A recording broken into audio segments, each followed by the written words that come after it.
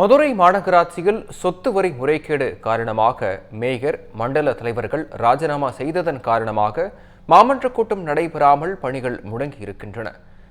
நாகேந்திரன், வணக்கம். குறிப்பா எந்தெந்த பணிகள் முடங்கியிருக்கு, மக்கள் சந்திக்கக்கூடிய பாதிப்புகள் என்னென்னவா இருக்கு, விவரங்களை வழங்கலாம்.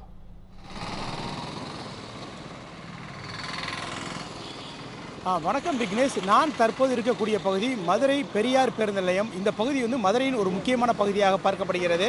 இந்த பகுதி வழியாக அன்றாடம் சுமார் பல லட்சம் என்றே சொல்லக்கூடிய அளவிற்கு அதிகாலை முதல் இரவு வரை 24 மணி நேரம் இந்த பகுதியில் தொடர்ந்து 2 சக்கர வாகனங்கள், 3 சக்கர வாகனங்கள் மற்றும் 4 சக்கர வாகனங்கள், கனரக வாகனங்கள் என அதிகமான வாகனங்கள் கடந்து செல்லக்கூடிய இந்த பகுதி மதுரை மாநகராட்சியை பொறுத்தவரை பார்த்தோம்னா 100 வார்டுகளை உள்ளடக்கிய பகுதி. இந்த 100 வார்டுகள் உள்ளடக்கிய பகுதியில் கடந்த சில மாதங்களுக்கு முன்னர் இந்த சொத்து வரி முறைகேடு காரணமாக 200 கோடி ரூபாய் அந்த முறைகேடு என்பது நடைபெற்றது. இதன் காரணமாக மதுரை மாநகராட்சி மேயர் கடந்த அக்டோபர் மாதம் 15ஆம் தேதி தனது பதவியை ராஜினாமா செய்தார். அதனைத் தொடர்ந்து கடந்த 17ஆம் தேதி மதுரை மாநகராட்சியின் துணை மேயராக இருக்கக்கூடிய நாகராஜன் தலைமையில் சிறப்பு மாமன்ற கூட்டம் என்பது நடைபெற்றது. அதில் அந்த மாநகராட்சி மேயரின் அந்த ராஜினாமாவை ஏற்றுக்கொள்ளப்பட்டு அன்றே அந்த கூட்டம் மறு தேதி குறிப்பிடப்படாமல் ஒத்திவைக்கப்பட்டது. ஆனால் அன்று முதல் இன்று வரை சுமார் 3 மாத காலங்களுக்கு மேலாகிவிட்டது. ஆனால் இன்று வரை மதுரை மாநகராட்சிக்கு உட்பட்ட இந்த 100 வார்டுகளில் அந்த சுகாதாரம் மற்றும் அந்த சாலை வசதி மேம்படுத்துதல், அதே போன்று கழிவுநீர் உள்ளிட்ட இந்த பணிகள், திட்டப்பணிகள் மேற்கொள்வது குறித்த எந்த விதமான அந்த கோப்புகளும் கையெழுத்திடப்படாமல் இருப்பதால் மதுரை மாநகராட்சி இருக்கக்கூடிய அந்த 100 வார்டுகளிலும் பல்வேறு பகுதிகளிலும் சாலைகள் குண்டும் குழியுமாக காட்சியளிக்கிறது. எந்த புறம் பார்த்தாலும் தூசிகள் அதிக அளவில் பறந்து வருகிறது. அதே போன்று சாலைகள் எங்கும் குப்பைகள் முறையாக அந்த பல்வேறு தெருக்களிலும் குப்பைகள் முறையாக அகற்றப்படாததால் சுகாதார சீர்கேடு என்பது ஏற்பட்டிருக்கிறது. பாதாள சாக்கடைகள் அடைப்பு ஏற்பட்டு மக்கள் சொல்லலாத துயரங்களை தினசரி சந்தித்து வரக்கூடிய அந்த நிலைதான் அந்த மதுரை மாநகருக்கு உட்பட்ட இந்த 100 வார்டு பகுதிகளிலும் இருந்து வருகிறது. இந்த மாமன்ற கூட்டம் நடத்தப்படாததன் காரணமாக மதுரை மாநகராட்சி பகுதியில் வசிக்கக்கூடிய இந்த மக்கள் பல்வேறு இன்னல்களை சந்தித்து வரக்கூடிய அந்த நிலைதான் இருந்து வருகிறது. இது தொடர்பாக நம்மிடம் பேசுவதற்காக மதுரையைச் சேர்ந்த வைகை ராஜன் என்பவர் நம்மிடம் இருக்கிறாரு. சார், இப்போ மதுரை மாநகராட்சி மேயர், அதே போன்று மண்டல தலைவர்கள் எல்லாம் ராஜினாமா பண்ணிட்டாங்க. ஒரு 26 பேருக்கு மேலே இந்த சொத்து வரி முறைகேடு தொடர்பாக கைதும் பண்ணியிருக்காங்க. இந்த கடந்த ஒரு 3 மாதங்களுக்கு மேலாக இந்த மாமன்ற கூட்டம் நடத்தப்படாதனால என்னென்ன மாதிரியான பாதிப்புகள் நீங்கள் சந்திக்கிறீங்க? மதுரை மாநகராட்சியோட நிலை இப்போ தற்போது எப்படி இருக்குது? இதில் நீங்கள் எப்படி சார் வாழ்கிறீங்க? அதாவது 100 வார்டுகளை கொண்ட மதுரை மாநகராட்சியானது செயல்பாடு இப்போது 100 வார்டுகள் உள்ளடக்கி 72 வார்டாக இருக்கும் போது ஒரு சிறிய மாநகராட்சியாக இருந்தது. இப்போ 100 வார்டு உள்ளடக்கி கிட்டத்தட்ட 5 மண்டலமாக பிரித்திருக்காங்க. இந்த 5 மண்டலத்திலையுமே பணிகளை நடத்துவதற்காக கார்பரேஷனுடைய கமிஷனரோ அதிகாரிகள்லாம் இருக்கிறாங்க. ஏற்கனவே இந்த 200 கோடி ரூபா முறைகேடு வழக்கில் மேயர் மற்றும் மண்டல தலைவர்கள் எல்லாம் ராஜினாமா செய்த நிலையில் இன்றைக்கி மதுரை மாநகராட்சியில் எந்த பணியுமே நடக்கலை. இப்போ இந்த பணிகள் நடக்காதனால மதுரைகளில் போக்குவரத்துக்கும் மதுரையில் குடியிருப்பதற்குமே மிகப்பெரிய ஒரு அச்சமாக, ஒரு சங்கடமான ஒரு சூழ்நிலை மதுரை சந்தித்து வருகின்றது. ஏற்கனவே மாநகராட்சி கூட்டத்தை நடத்த வேண்டும் என்று மாநகராட்சி கூட்டம் ரெகுலராக நடத்த வேண்டிய விஷயத்தை பொறுத்தவரைக்கும் உயர்நீதிமன்றத்தில் ஒருத்தர் வழக்கு தொடர அளவுக்கு இந்த மாநகராட்சி செயல்படாமல் இருக்குன்னா, இந்த மேயர் இது கிட்டத்தட்ட விலகி ஒரு 4 மாதம் 5 மாதத்துக்கு மேலே ஆகுது. ஆனால் இன்ற வரைக்குமே இன்னும் புதிய மேயர் போட்டாலும் பொறுப்பு மேயராக இருக்கக்கூடிய துணை மேயர் அவர் எந்தவித அளவும் செயல்படவில்லை. அவர் செயல்படுவதற்கும் எந்த விதமான ஒத்துழைப்பும் மதுரை மாநகராட்சி அதிகாரிகள் செய்யலை. ஆளுங்கட்சி தரப்பு ஏற்கனவே இங்கே ஒரு 2 அமைச்சர்கள் இருக்கிறாங்க, எம்பி இருக்கிறாங்க. அவங்க எல்லாம் இந்த மதுரை நகரில் தான் அவங்களுமே வாழ்கிறாங்க. அவர்களும் இந்த இப்போ நம்ம மக்கள் பயணிக்கிற ரோட்டில் தான் பயணிக்காங்க. அவங்களும் இதுக்கான ஒரு தீர்வுக்கான எந்த ஒரு விஷயத்தையும் எடுக்கலை. அதுபோல் மாநகராட்சி மாமன்றத்தை அவங்க கூட்டி அடுத்தடுத்த நிகழ்வுகளில் அடுத்தடுத்த தீர்மானங்களை நிறைவேற்றி அதுக்கப்புறம் மக்கள் பணியை செய்கிறது தான் மாநகராட்சியுடைய வழக்கமான பணி. ஆனால் மதுரை மாநகராட்சி வழக்கமான பணி கடந்த 6 காலமாகவே சுத்தமாக எந்த விதமான செயல்பாடும் இல்லை. புதுசாக நியமிச்சிருக்கக்கூடிய கமிஷனரோ என்ன செய்கிறாங்க, அமைச்சருக்கு பின்னாடியும் கலெக்டருக்கு பின்னாடியும் போய் நிற்கக்கூடிய வேலையை தான் செய்கிறாங்களுடைய மாநகராட்சி பணியான தலையான பணி தூய்மை பணி. அதை எதுவுமே செய்யலை. மதுரை மாநகராட்சியில் உள்ள மதுரை நகரில் கிட்டத்தட்ட 100 வார்டுகளில் எங்கே பார்த்தாலும் கழிவுநீர் பயங்கரமாக ஆறாக பெருக்கெடுத்து ஓடுகிறது. கல்லூரி வாசல்களிலும் பள்ளி வளாகங்களிலும் எங்கே பார்த்தாலும் கழிவுநீர் ஓடுகிறது. அதுபோக எந்த ரோடுமே சரியாக இல்லை. நீங்கள் அரை மணி நேரம் மதுரையில் இந்த பெரியார் பஸ் ஸ்டாண்டை சுற்றிட்டு வந்தீங்கனாலே முழுக்க வந்து முதுகு வலி வரக்கூடிய பள்ளங்கள் இப்போ நம்ம இப்போ நிற்கக்கூடிய இந்த பயணித்துக்கக்கூடிய இந்த மக்கள் பயணித்து கொண்டிருக்கிறார்கள். அப்படி இருந்ததும் கூட வந்து இங்கே முழுக்க வந்து இங்கே பள்ளமும் மேடுமாக சரளை கல்லுமாக எந்த இடமும் எந்த ரோடுமே வந்து முழுமையாக வந்து நிறைவேற்றப்படாமல் பாதியிலே குண்டும் குழியுமாக இருக்கிறது.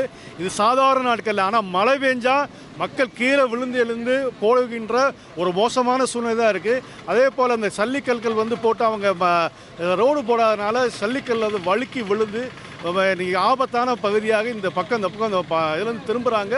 ரொம்ப ஆபத்தான பகுதியாக இருக்கிறது. அதே செயல்படாத மாநகராட்சியை முதல்வர் அவர்கள் கவனம் கொண்டு மதுரை மாநகராட்சியை செயல்படுத்த வேண்டும். மதுரை மக்கள் படுகின்ற துயரத்தை போக்குவதற்கு நடவடிக்கை எடுக்க வேண்டும் என்று மதுரை மக்களுடைய சார்பிலே கேட்டுக்கொள்கின்றேன். இப்போ அதே போன்று நம்ம மதுரையை சேர்ந்த ரவீந்திரன் என்பவர் நம்மிடமே இருக்கிறாரு. சரி, இப்போ இந்த இவ்வளோ ஒரு அவலங்கள் நடக்குதுன்ற மாதிரி இப்போ இதுக்கு முன்னாடி பேசின வைகைராஜன் சொன்னார். இப்போ மதுரை மாநகருக்கு உட்பட்ட பகுதியில் வந்துட்டு அமைச்சர்களும் போகிறாங்க, மாவட்ட ஆட்சியர், மாநகராட்சி ஆணையர் எல்லாருமே போகிறாங்க.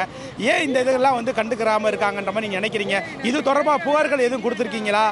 என்னதான் இருக்குது உங்கள் பகுதியில், அந்த குடியிருப்பு பகுதியில் என்ன மாதிரியான பிரச்சனை சந்திக்கிறீங்க சார்? மதுரை மக்கள் சார்பாக நான் ரொம்ப ஒரு வேண்டுகோள் கொடுத்துக்கிறேன். மதுரை மாநகரம் வந்து ரொம்ப அவலமான நிலையில் இருக்குது. அவர் மொத்தம் என்னன்னு கேட்டிங்கன்னா, முன்னால் வந்து விரிவாக்கம் வந்து வார்டுகள் வந்து கம்மியாக இருக்கும்போது தூய்மை பணி ரொம்ப சிறப்பாக நடந்துச்சு. குடிநீர் வந்து நல்லா குடிநீர் கிடந்துச்சு.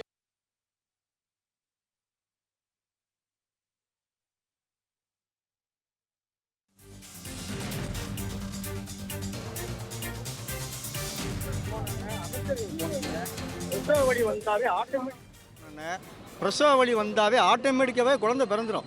பெரிய ஆஸ்பத்திரிக்கு போக வேண்டிய தேவையில்லை, 24 மணி ஆஸ்பத்திரிக்கு போக வேண்டிய தேவையே இல்லை. மக்களுக்கு வந்து என்னன்னு கேட்டிங்கன்னா, பெரியார் பஸ் ஸ்டாண்ட் மையமாக வச்சு இந்த ரோடுகள் வந்து ரொம்ப சீரமைக்கணும். ரெண்டாவது என்னன்னு கேட்டிங்கன்னா, மதுரை மாநகரில் கூடலூர் பெருமாள் கோயில் 108 திவ்ய தேசங்கள் அது ஒன்றாக இருக்கிறது. அது பார்த்தீங்கன்னா சுற்றி பார்த்தீங்கன்னா பாதாள சாக்கடைகள், சிறுநீர் கழிக்கிற இடமா கழிப்பிடமாக இருக்குது. அது வந்து கோயிலோட தூய்மை நகரம் இல்லை, தூய்மை நகரமே இல்லை. இது வந்து தூய்மை நகரம் இல்லை. இது வந்து என்னன்னு கேட்டிங்கன்னா ஒரு குப்பை நகரமாகவே மாறிவிட்டது. மதுரை பெரியார் பஸ் ஸ்டாண்டில் ரவுண்டாகவே மீண்டும் சொல்லுகிறேன், பிரசவ வலி வந்தால் ஆஸ்பத்திரிக்கு போக வேண்டிய தேவை இல்லை. கழிவு நீர் பார்த்தீங்கன்னா ரொம்ப மோசமாக இருக்கிறது. சாலை வசதிகள் இல்லை. மக்களுக்கு பொருளாதார வசதி ரொம்ப கம்மியாகி போச்சு. கண்டிப்பாக இதே பகுதியில் வந்து ஒரு வாகன ஓட்டி சிவா என்பவர் நம்மிடமே இருக்கிறாரு. இப்போ இந்த ரோடு எங்கே பார்த்தாலும் குண்டு குழியுமா இருக்குது. இதில் எப்படி வாகனங்கள்லாம் ஓட்டி போகிறீங்க? இந்த வாகனங்கள்லாம் எப்படி அடிக்கடி பழுதுகள் பார்க்குற மாதிரியே வருதா? என்ன மாதிரியான பிரச்சனை? நம்ம ஓட்டிட்டு போகும்போது பார்த்தீங்கன்னா, நம்ம ஒரு வேகத்தடை ஏறி இறங்குறப்ப பார்த்தீங்கன்னா பல தடவை வந்து வண்டியை வேலை பார்க்குற மாதிரி தான் இருக்குது. கூட வர பாட்டிகளுக்கு வந்து இடுப்பு வலி, தோல் வலி, கழுத்து வலி, இது பூரா வந்து வண்டியில் வந்தாலே போதும் வந்துடும். இந்த மாதிரி தரையில் வந்து வண்டி ஓட்டுற வந்து ரொம்ப சிரமம். இதில் நிறையா பேர் டூ வீலரில் வரவங்க வந்து தடுமாறி விழுந்து நிறையா பேரை பார்த்துருக்கேன். மழை பெஞ்சுன்னு வச்சுக்கோ, சுத்தமாக உள்ளுக்குள்ளே விழுந்துடுறாங்க வண்டியோட, குழந்தை குட்டியோட. இங்கே இருக்கால யாராவது ஆளை தூக்கி வர வேண்டி இருக்குது. இங்கே மட்டும் கிடையாது. இப்போ அலங்காநல்லூருக்கு போகிறாங்க பார்த்தீங்கன்னா, ஜல்லிக்கட்டு பார்க்க போகிறாங்க. அந்த பாலம் கூட பாலம் ஏறி இறங்கினா பார்த்தீங்களா, அந்த ரோட்டில் வந்து பள்ளம் கிட்டத்தட்ட பார்த்தீங்கன்னா 1 வருஷமாக இருந்துச்சு. இந்த ஜல்லிக்கட்டு ஆரம்பிக்கிற இந்த டயத்தில் பார்த்தீங்கன்னா அந்தந்த இடத்துல வந்து பஞ்சர் பார்த்துருக்காங்க. எல்லாமே அந்த இடத்துல பார்த்தீங்கன்னா அந்தந்த இடத்துல வந்து ஒட்டாக போட்டு பார்த்தீங்கன்னா கடைசி வரைக்கும் போட்டாங்க. இதை 1 வருஷம் செய்தால் வந்து இப்போ மட்டும் ஏன் செய்கிறாங்க? இப்போ பொங்கல் டைம் வந்து பார்த்திங்கன்னா அந்த இடத்துல வந்து நிறையா வண்டி வந்து மினிஸ்டர் வண்டி அது வண்டி எல்லா வண்டியும் போகிறனால, முதலமைச்சர் வண்டியிலேருந்து முதலமைச்சர் மயம் போகிறனால, எல்லா அந்த வாகனம் பூரா அதில் போகிறனால அந்தந்த இடத்துல வந்து பூராமே வந்து அந்த பஞ்சர் பார்த்து வச்சுருக்காங்க.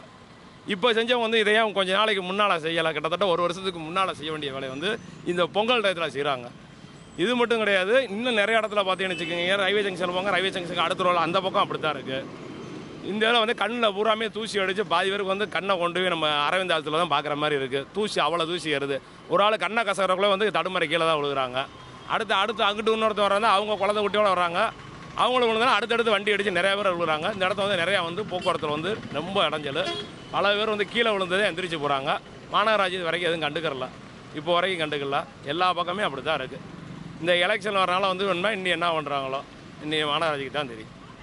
கண்டிப்பாக விக்னேஷ், இந்த மதுரை மாநகராட்சியை பொறுத்தவரை பார்த்தோம் என்றால் இந்த மாமன்ற கூட்டங்கள் நடத்தப்படாததன் காரணமாக இந்த மதுரை மாநகராட்சிக்கு உட்பட்ட இந்த 100 வார்டுகளிலும் இந்த வளர்ச்சி பணிகளாக இருக்கட்டும், அன்றாடம் மேற்கொள்ளப்பட வேண்டிய அந்த சுகாதார பணிகள், குப்பைகளை அகற்றுவது, அந்த பாதாள சாக்கடைகள் அடைப்புகள் ஏற்படாமல் அந்த சாலைகளில் மற்றும் தெருக்களில் வந்து கழிவுநீர்கள் தேங்காத வகையில் நடவடிக்கை எடுப்பது உள்ளிட்ட எந்த விதமான அந்த அடிப்படை வசதிகளையும் இந்த மதுரை மாநகராட்சி நிர்வாகம் முறையாக மேற்கொள்ளப்படவில்லை எனதான் இந்த பகுதியில் இருக்கக்கூடிய மதுரை மாநகரில் இருக்கக்கூடிய மக்கள் வந்து குற்றச்சாட்டுகளை முன்வைத்திருக்கிறார்கள்.